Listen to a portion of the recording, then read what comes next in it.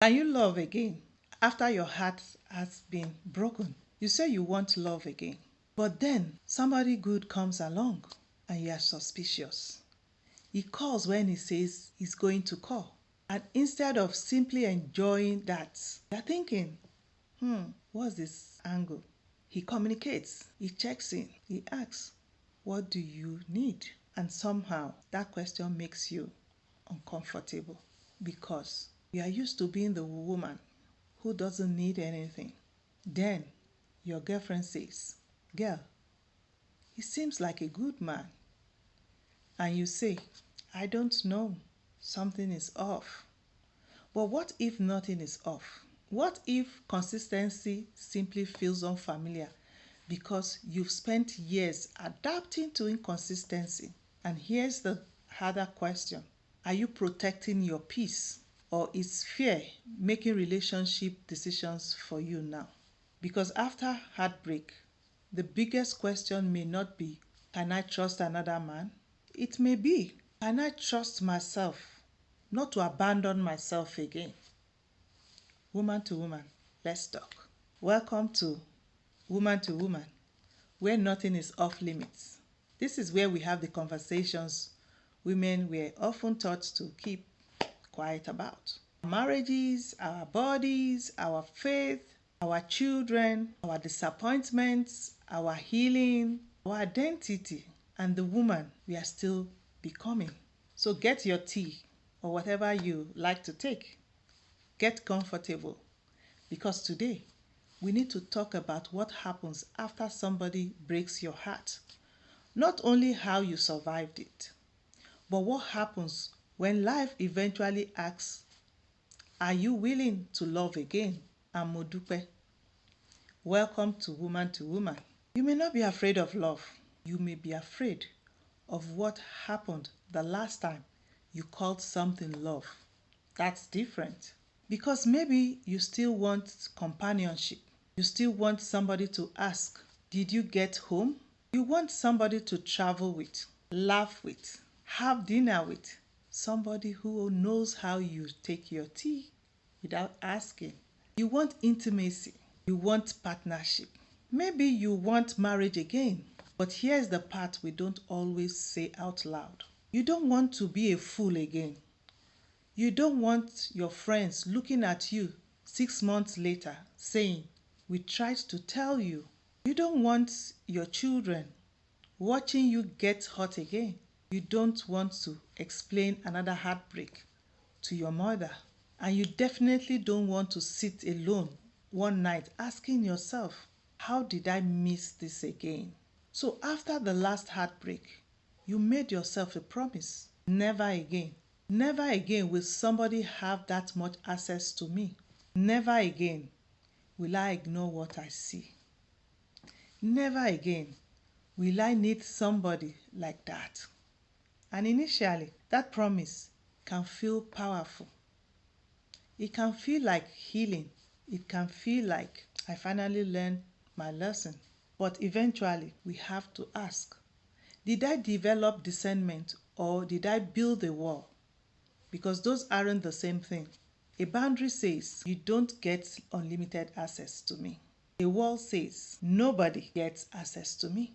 Discernment says, I'll pay attention to what you show me. Fear says, I've already decided how this ends. And sometimes we call both of them protecting my peace. But they are not always the same. Sometimes peace genuinely is, I'm taking my time. Sometimes peace can also be, I'm not ready. Peace can also mean, I see something here that doesn't work for me and I'm listening to myself. Other times, what we are calling peace is, if I never let anybody close enough, nobody can hurt me again. That's not necessarily peace. Sometimes that's protection. And protection has a purpose. The question is whether the protection that helped you survive yesterday is now deciding how much life you are allowed to experience today. Now, sisters, we need to talk about strength Because for some black women, heartbreak doesn't happen in isolation. It lands on top of years, sometimes generations, of messages about being strong. You handled the children, you handled work, sent money home, checked on mom, helped your sister, showed up for your friend, went to church, made dinner, paid the bills, sat with everyone else's problem, went to bed exhausted, and got up the next morning and did it again. People look at you and say, that woman is strong.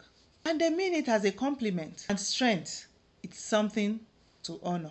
But sometimes nobody asks, what is all that strength costing her? That's the question. Because somewhere along the way, I can handle it can become an identity. Not I am capable, but I must always be capable. Not I am independent, but needing somebody is dangerous. Not I can take care of myself, but I should never need to be taken care of. Those are very different things. Researchers have studied something often called the strong woman, the strong black woman or superwoman schema. Cultural expectations involving strength, self-reliance, caretaking, and for some women, pressure to suppress vulnerability. And I want to be careful here. That doesn't describe every black woman. And black women's strength itself is not a disorder or a problem. Our strength has carried families, built communities, held generations together, helped women survive circumstances they did not choose.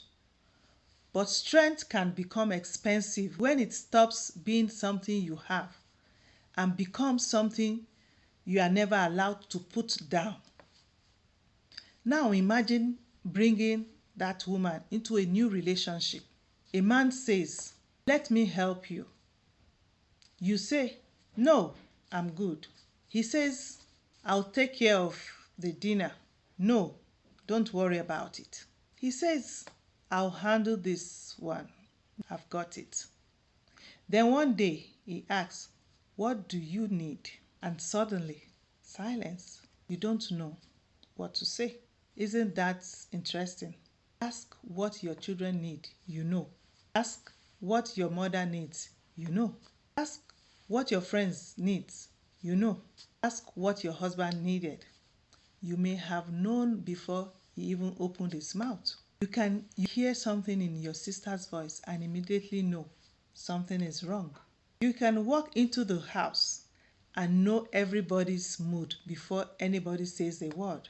You spent years becoming an expert on everybody else, but somebody asks, what do you need? And suddenly, you need a minute. Maybe it's not because you want, maybe it's not because you don't have needs. Maybe you've simply had much more practice meeting needs than naming your own. And that matters if you want intimacy again. Because intimacy isn't only about what you can give. You also have to be able to receive help, receive affection, receive kindness, receive consistency, receive somebody showing up for you without immediately wondering, okay, what does he want? And somebody do something kind for you without you immediately needing to pay them back. And somebody see you are tired. And somebody see you uncertain. Can you say, I don't know? Can you say, I need help? Can you say, take this one? Because giving can keep you in control. Receiving asks something different of you. Vulnerability and intimacy requires vulnerability. Not helplessness, not dependence, not losing yourself. Vulnerability. So before we ask, can I love again? Maybe another question comes first. Can I receive love without feeling weak for needing it? Sit with that. Now let's talk about forgiveness. Because this one can become complicated very quickly, especially when faith, family, culture, and community expectations enter the conversation. He hurts you. He apologizes. He cries. Maybe he says, God knows my heart. and somebody tells you, you're a Christian woman, you have to forgive. Note the word have. Okay. But somehow, forgive him becomes quietly. Forgiveness is not reconciliation, and forgiveness does not automatically restore trust. You can forgive someone and still say, you don't have the same access to me anymore. You can forgive and need distance. You can forgive and require evidence of change. You can forgive and decide the relationship is over. Because forgiveness is one conversation, trust is another, and reconciliation is another angle. Don't collapse all three into one decision. Here's the line I want you to remember. An apology is a sentence. Change is a pattern. I am sorry can matter. A sincere apology matters. Taking responsibility matters. But what happens after I'm sorry matters too. Do the lies stop? Does the defensiveness change? Does accountability appear? Can this person hear what their actions did to you without immediately making themselves the victim? Can they answer uncomfortable questions? Can they respect your boundary when your boundary inconveniences them? Can they tolerate the fact that your trust may take longer to rebuild than it took them to apologize? And here's the big one. Does the change survive after the crisis is over? Because somebody can behave differently for 10 days when they think they are leaving, when they think you are leaving. What happens 3 months later, 6 months later, when everybody has calmed down, when nobody is checking anymore? What's the pattern? Because promises can tell you what somebody intends. Patterns give you information about how they live. And sometimes, as Black women, everybody has advice. Your mother says, marriage is hard. Your auntie says, men make mistakes. Your church sister says, keep praying. Your girlfriend says, girl, leave that man. Somebody else says, think about the children. Another person says, you have already invested 20 years. Everybody is talking. And somewhere underneath all those voices, you can't hear yourself anymore. You become confused. So imagine everybody became quiet for 10 minutes. No mother, no auntie, no pastor, no girlfriend, no social media, no comment section. Just you. What do you know? Not what everybody expects. Not what you are terrified might happen. What do you know from the pattern you've actually lived? Because sometimes the question isn't, do I still love him? You may love him deeply, but the question may be, is what is happening here healthy enough for love to live in? That's a very different question. And I want to add something important here.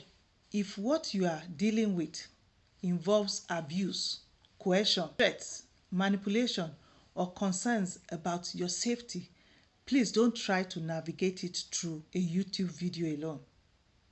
Look for a professional support and resources available in your area.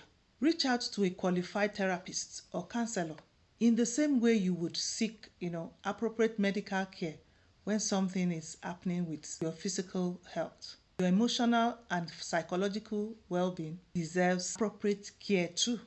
And if you are in immediate danger, contact the emergency or crisis services available where you live. Now, let's say that relationship is over. You have rebuilt your life. You've done some healing and somebody new appears. Then another problem can show up because sometimes the new person hasn't hurt you, but the old relationship taught you what to expect. Here's something I want us to become curious about.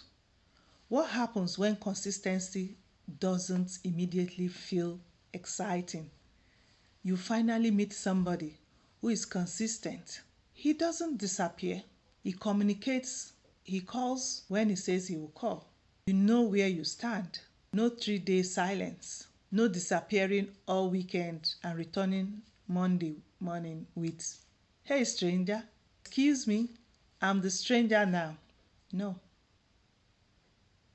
And no sitting with your girlfriends conducting forensic analysis on a text message. He put a period after okay. What do you think that means? Maybe it means okay. But here's why this matters. Maybe you've spent years around waiting, wondering, checking your phone, reading the message again and again, trying harder when somebody pulls away, feeling anxious when they are distant, then feeling an enormous rush of relief when they finally come back. And because the relief feels so powerful, you call it chemistry. Maybe it's chemistry, but maybe sometimes part of what you are feeling is the end of uncertainty. That's why I want you to ask yourself, am I missing chemistry or I am missing uncertainty? Those aren't always the same feeling. And let me be very clear. I'm not telling you to date somebody you are not attracted to. I'm not saying every calm relationship is healthy. I'm not saying attraction doesn't matter. It does. I'm saying become curious about your pattern because familiar doesn't automatically mean healthy. And unfamiliar doesn't automatically mean wrong. So don't ask only, do I feel chemistry? Ask, is he consistent? Does his words and behavior match? Can I be myself? Can we disagree without punishment? Can I express what I need? Do I know where I stand? Does affection feel reciprocal? Does he respect my boundaries? Can I tell the truth here? Am I becoming more myself in this relationship? Or I am slowly slipping back into an old role? Because chemistry gets attention. The pattern tells you more. And there's another side to this. Someone new says, "I'll call you tonight." At 8, they haven't called. At 8:03, you are already thinking, "Here we go." At 8:05, "I knew it." At 8:07, you are mentally deleting his number. He calls at 8:10. Nothing actually happened. But emotionally, you had already returned to an old story. Or maybe during an argument, he says, "I need an hour to calm down and then let's finish this conversation." And what you hear is, "I'm leaving." Why?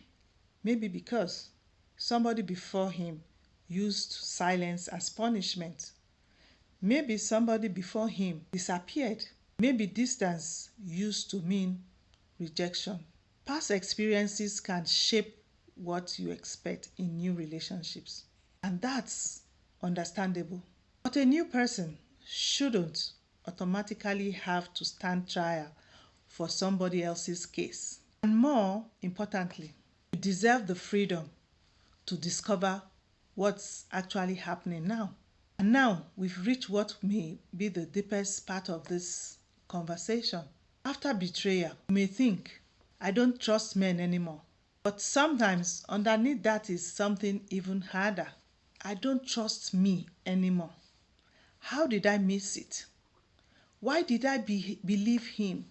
Why did I stay? Why did I explain that away? Why didn't I listen to myself? Everybody saw it except me. What if I chose wrong again?" Heartbreak can shake your confidence in your own judgment. And sometimes that's why another relationship feels frightening, because you are not only asking, "Can I trust him?" You are asking, "Can I trust myself with him?" And that's where rebuilding self-trust matters. But self-trust does not mean I'll never choose wrong again. We are human. It doesn't mean nobody will never hurt me again. None of us can guarantee that because we don't have control over that. And it doesn't mean I'll spot every red flag immediately. Sometimes people deceive. Sometimes situations unfold slowly. Other times information simply wasn't available to you at the beginning. Self-trust isn't omniscience. Self-trust can sound like, if something doesn't make sense, I'll ask. If words and behavior repeatedly doesn't match, I'll pay attention. If I'm confused all the time, I won't keep calling confusion chemistry. If I need support, I'll reach for it.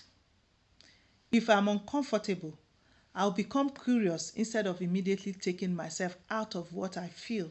If something hurts me, I won't silence myself just to keep the relationship. And this one, I really want you to hear.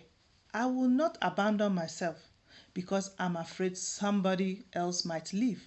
That's different because the goal isn't becoming suspicious of everybody. The goal is to stop being suspicious of your own voice. Maybe you ignored yourself before. Okay, forgive yourself. What would listening look like now? Maybe you stayed longer than you wish you had. That's okay. What have you learned about your limits? Maybe you tolerated things then that you would not tolerate now. That's information. You don't have to spend the rest of your life punishing today's woman for what yesterday's woman didn't yet know. The goal isn't becoming a woman nobody can ever hurt. Maybe it's becoming a woman who knows even if this relationship doesn't work, I won't lose myself trying to save it. That's self-trust. Now let me talk to my midlife women because starting again at 27 is one conversation. Starting again after 20 or 30 years with somebody, that's another conversation. You're thinking, I'm 48, I'm 55, I'm 62. Who has time for this? Dating apps? Swipe what? Some of you are thinking, the last time I dated, the man had to call the house phone and hope my mother didn't answer. Now somebody wants you to build a profile.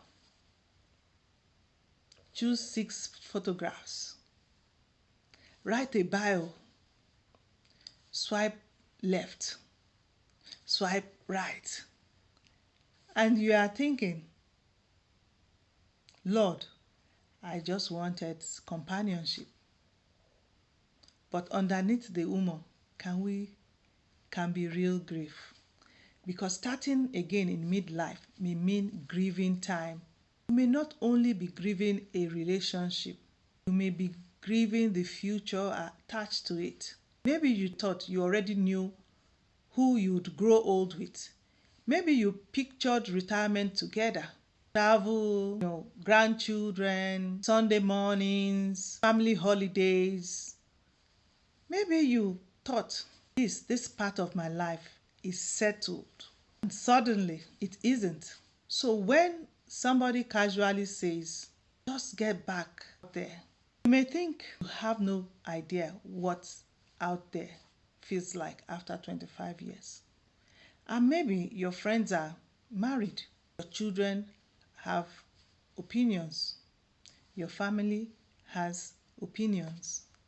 The church aunties definitely have opinions. One person says, need somebody. Another says, at your age, just enjoy your children.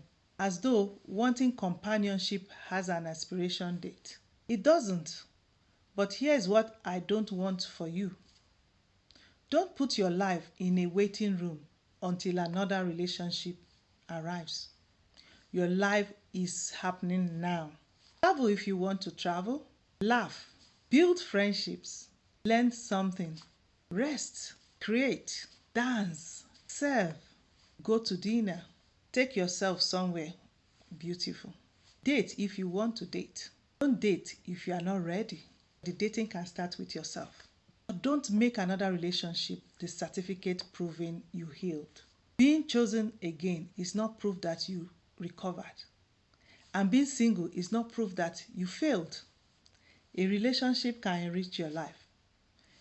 It should not be required to validate it.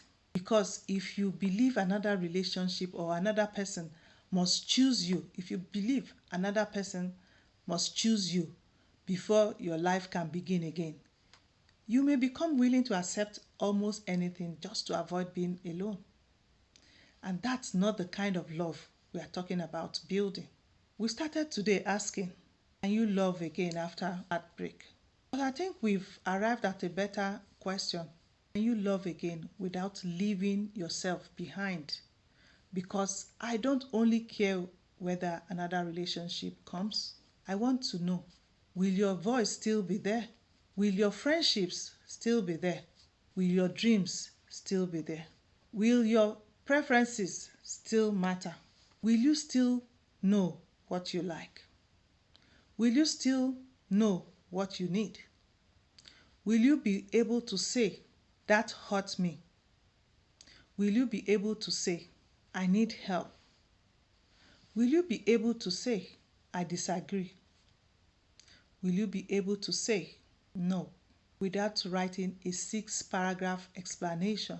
Can somebody be disappointed with you without you immediately abandoning yourself to make them comfortable? Can somebody have a bad mood without you automatically believing it's your responsibility to fix it? Can you be loved without performing? Can you receive without owing?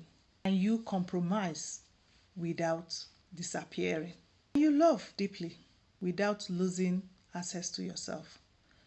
Because heartbreak can push us towards two extremes. One extreme says, lose yourself in somebody. Make them your whole world. Ignore yourself. Keep the peace. Stay no matter what. The other extreme says, never need anybody again. Don't trust. Don't depend. Don't open. Don't risk. But maybe healing lives somewhere between those two. Maybe healing sounds like, I can need you without making you responsible for my entire life. I can trust you while still paying attention. I can compromise without erasing myself. I can be vulnerable without surrendering my judgment. And maybe the most important one, I can love you and still belong to myself. That's the work. That's becoming two. Before we close, I want you to do something today, not tomorrow. Not when the house is perfect. Not when everybody finally stops calling you. Not after you've finished everybody else's needs. Today, find 10 quiet minutes. Put the phone down. No scrolling. No television. No everybody else's emergency. Just you. And ask yourself, what do I need that I haven't been honest about to admit? Then wait. Maybe the answer is, I want companionship. Maybe I'm lonely. Maybe I want to be touched. Maybe I'm tired of being strong. Maybe I need help. Maybe I'm still angry. Maybe I miss him. Or maybe the truth is, I don't miss him. I miss who I thought we were going to become. Maybe I'm afraid nobody else will choose me. Maybe I'm afraid somebody will. Maybe I want love again. Or I'm terrified of love again. Maybe I'm not ready yet. Whatever comes up, don't rush to correct it. Don't make it spiritual because you think that's what you are supposed to say. Don't make it pretty. Don't make it what your family would approve of. Don't turn it into what the strong woman is supposed to need. Just listen, be present. Because maybe coming home to yourself doesn't begin with some enormous transformation. Maybe it begins with something much quieter. Telling yourself the truth. And then staying long enough to hear what that truth is asking of you. And I tell you, this might be difficult. It's difficult, but it's doable. So, can you love again after your heart has been broken? Yes. But loving again doesn't have to mean loving the way you did before. You don't have to become naive to become open. You don't have to ignore red flags to prove you've healed. You don't have to trust everybody. You don't have to rush. You don't have to open the door simply because somebody knocks. And you don't have to become completely independent of everybody just to prove nobody can hurt you again. Take your time. Watch patterns. Ask questions. Receive what's good. Pay attention to what's consistent. Listen to yourself. And remember, goal isn't to become a woman who can never be hurt again. It's to become a woman who won't abandon herself if life hurts again. So let's pause here. Because maybe the next chapter isn't about finding someone who guarantees you will never experience pain. No person can promise that. Maybe the next chapter is about becoming so connected to yourself that love no longer requires your disappearance. You can love, you can receive, you can trust gradually. You can have boundaries. You can change your mind when new information appears. You can ask for what you need. You can walk away from what repeatedly harms you. And you can stay open to what is good. You can love someone and still belong to yourself. Now, I want to hear from you. Which feels harder after heartbreak? Trusting another person again or trusting yourself? Put it in the comment section. I really want us to have that conversation. Send this episode to a woman who has become so good at being strong that she may have forgotten she's allowed to be held too. This is Woman to Woman, where nothing is off limits. Until next Wednesday, keep healing, keep becoming, keep thriving.